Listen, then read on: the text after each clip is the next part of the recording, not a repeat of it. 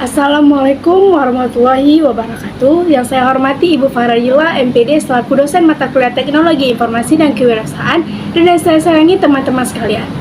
Tak kenal maka tak sayang, maka perkenalkan kelompok presentasi kami yang beranggotakan 9 orang, yaitu saya sendiri, Adelia Namalani, Faradila, Zini Amelia, Nusaida HS, Bella Trisna, Miftahul Tarisa, Adisa Fariski, Budiman, Sinta Sari Ulanda. Tanpa berlama-lama lagi, langsung saja masuk pada materi yang pertama. Potensi manusia itu pada dasarnya sangat luar biasa, mungkin dapat diibaratkan seperti air laut. Semakin didaya gunakan justru tidak semakin habis, melainkan semakin berkembang. Dan juga potensi diri dapat diibaratkan seperti tubuh atau fisik kita, semakin digunakan justru semakin kokoh. Sebaliknya, semakin tidak digunakan justru akan semakin tidak berdaya. Dalam kehidupan modern ini sering kali dalam melakukan kegiatan sehari-hari, setiap orang kurang mengenali dirinya sendiri. Justru mereka tidak menjadi diri sendiri, melainkan mereka mengikuti orang lain baik dalam melakukan kegiatan ataupun sikapnya. Apa sih potensi diri? Potensi diri ini adalah kemampuan, kekuatan yang terpendam pada diri setiap individu, baik yang belum terwujud maupun sudah terwujud, tetapi belum sepenuhnya terlihat atau dipergunakan secara maksimal. Terkadang membutuhkan waktu yang lama untuk mengetahui potensi diri. Secara umum, potensi ini dapat diklasifikasikan sebagai kemampuan dasar, inteligensi, kemampuan abstraksi, logika, dan daya tangkap. Kenalkan, nama saya Fardila dengan NIM 2202100011. Ingin melanjutkan materi tentang potensi diri. Menurut Howard Gardner, potensi yang terpenting adalah inteligensi, yaitu inteligensi linguistik. Inteligensi yang menggunakan dan mengolah kata baik secara lisan maupun tulisan secara efektif. Inteligensi ini dimiliki oleh para sastrawan, editor, dan jurnalis. Kemudian inteligensi matematis, kemampuan yang lebih berkaitan dengan penggunaan bilangan pada kepekaan, pola logika, dan mengenal bentuk perhitungan. Kemudian inteligensi ruang, kemampuan yang berkenaan dengan kepekaan mengenal bentuk dan benda secara tepat, serta kemampuan menangkap dunia visual secara tepat. Kemudian ini biasanya dimiliki oleh para arsitek, dekorator, dan pemburu. Kemudian inteligensi kinestik, kemampuan menggunakan gerak tubuh untuk mengapresiasikan gagasan dan perasaan. Kemampuan ini dimiliki oleh aktor, penari, dan lain sebagainya. Kemudian inteligensi musikal, kemampuan untuk mengembangkan, mengapresiasikan, dan menikmati bentuk-bentuk musik menjadi suara. Selanjutnya, inteligensi interpersonal, kemampuan seseorang untuk mengerti dan menjadi peka terhadap perasaan, motivasi, dan watak temperamen orang lain.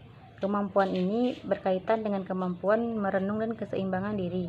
Yang terakhir, inteligensi naturalis, kemampuan seseorang untuk mengenal alam, flora, dan fauna dengan baik.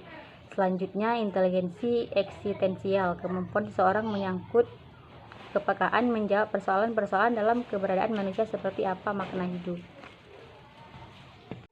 Secara umum, potensi diri yang ada pada setiap manusia dapat dibedakan menjadi 5 macam, yaitu potensi fisik atau psikomotorik, merupakan potensi fisik manusia yang dapat diberdayakan sesuai fungsinya untuk kepentingan dalam pemenuhan kebutuhan hidup, misalnya mata untuk melihat, kaki untuk berjalan, dan lain sebagainya.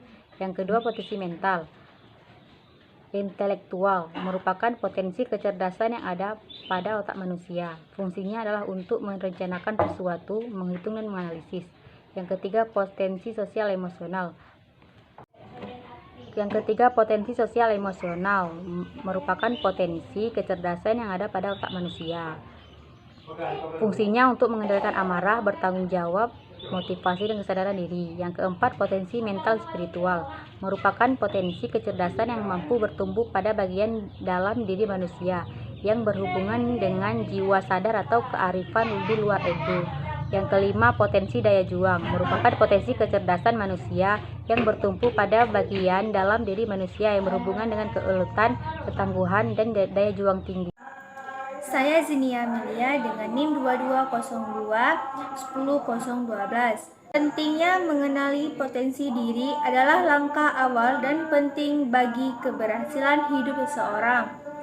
Cara yang paling efisien untuk mengenali potensi sejak awal yaitu berinteraksi dengan orang lain disertai sikap keterbukaan untuk menerima umpan balik dari orang lain.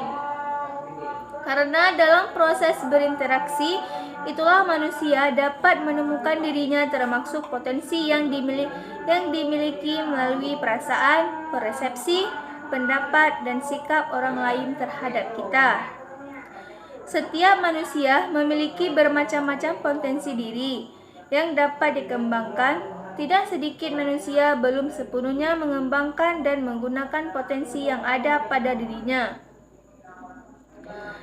Tahapan pengembangan potensi diri tersebut antara lain melalui pengenalan dan pengukuran potensi diri, menentukan konsep diri, mengenal hambatan-hambatan, serta aktualisasi. Pengembangan diri harus diawali dengan pengenalan diri.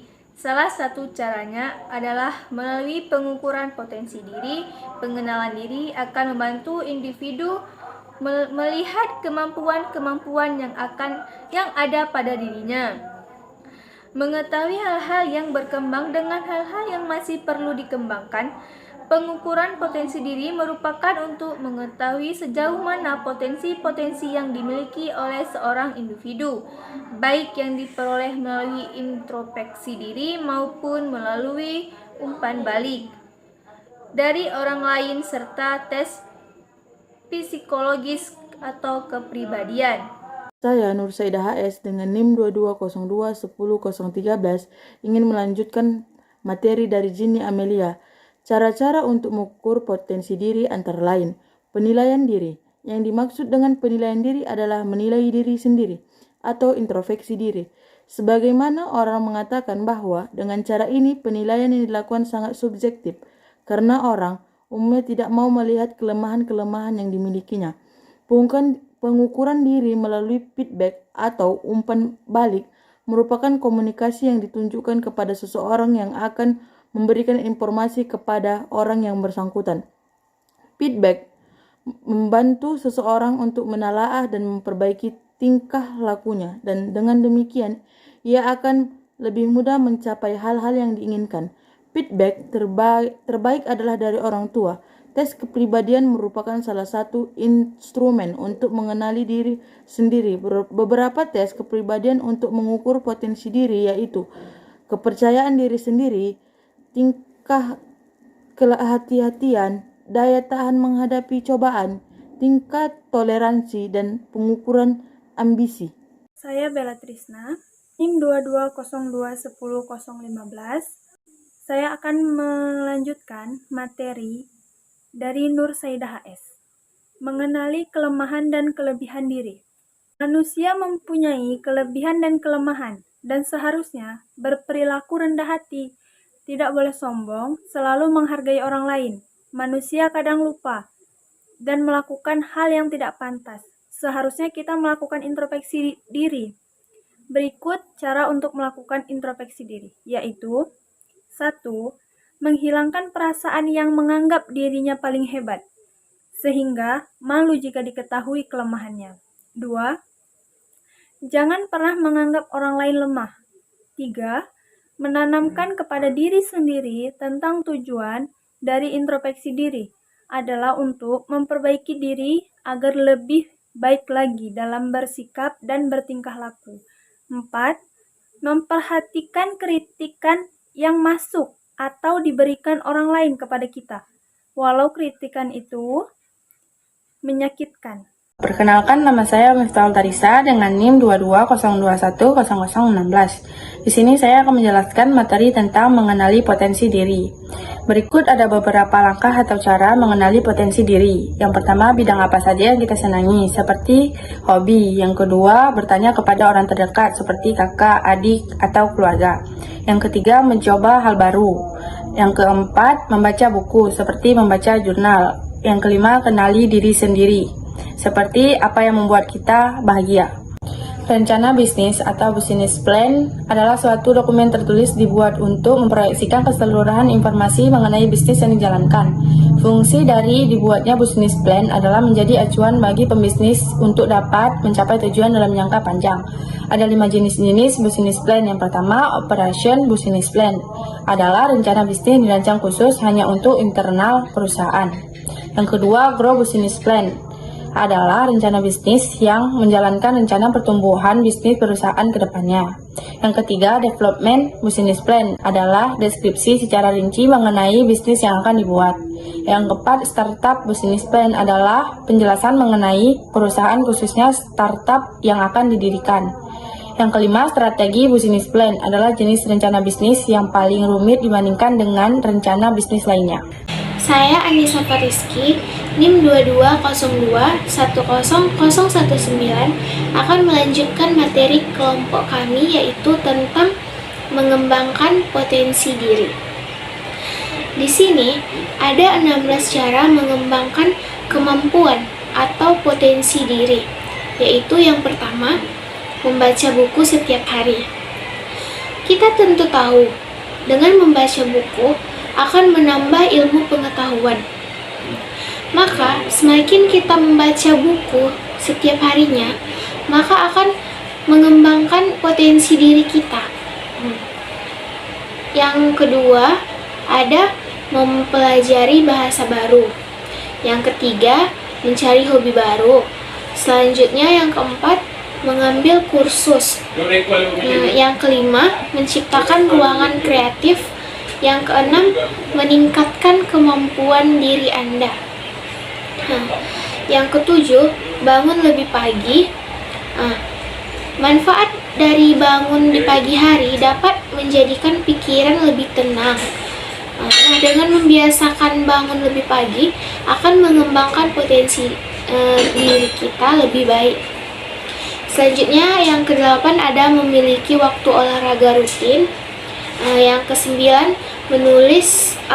Yang kesepuluh, keluar dari rutinitas. Artinya, melakukan hal yang sama setiap harinya dapat memicu kebosanan, yang membuat menjadi lebih tidak produktif.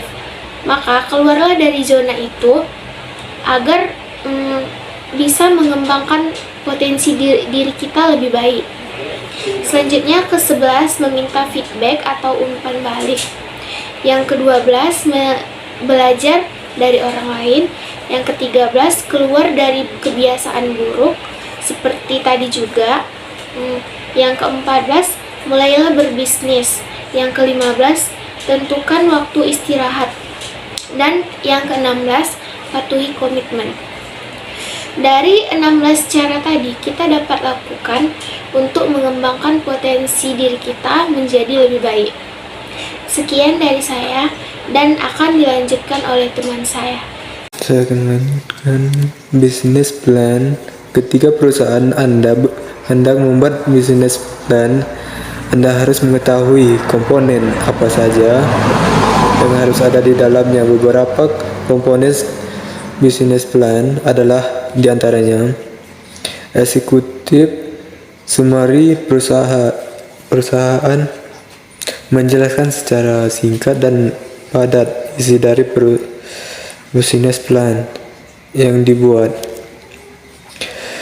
2. Deskripsi perusahaan, meliputi sejarah perusahaan, visi dan misi, tujuan perusahaan dan mitra perusahaan.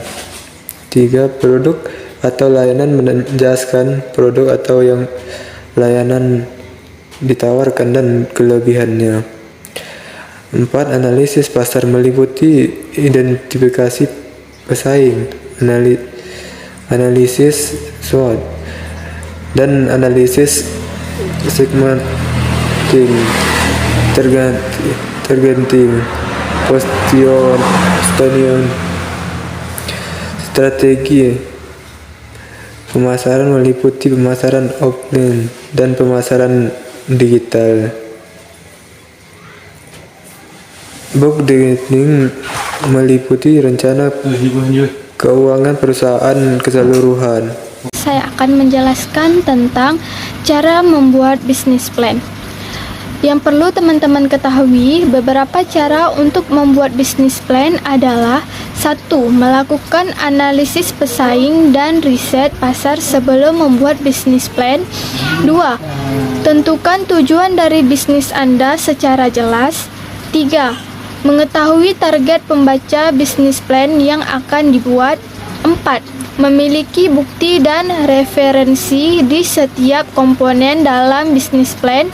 5. Jelaskan isi bisnis plan secara rinci, runtut, dan realistis. Selanjutnya terdapat 3 manfaat bisnis plan. 1. Membantu dalam mengambil keputusan. 2. Mengatur keseluruhan sistem keuangan perusahaan. 3. Kesimpulan yang dapat kita ambil dari hasil diskusi kita adalah yang pertama, potensi diri adalah kemampuan, kekuatan yang terpendam pada diri setiap individu, baik yang belum terwujud maupun sudah terwujud, tetapi belum sepenuhnya terlihat atau dipergunakan secara maksimal. Terkadang membutuhkan waktu yang lama untuk mengetahui potensi diri individu. Yang kedua, cara untuk mengenali kelebihan dan kekurangan adalah kita harus mengintrospeksi diri sendiri, tidak menganggap rendah orang lain, tidak menganggap dirinya paling hebat. Yang ketiga, pengukuran potensi diri ada 3 cara. Yang pertama adalah penilaian diri, pengukuran diri melalui feedback orang lain, tes kepribadian. Baiklah, ini saja yang bisa saya sampaikan. Lebih dan kurang kami mohon maaf. Wabillahi taufiq wal hidayah. Wassalamualaikum warahmatullahi wabarakatuh.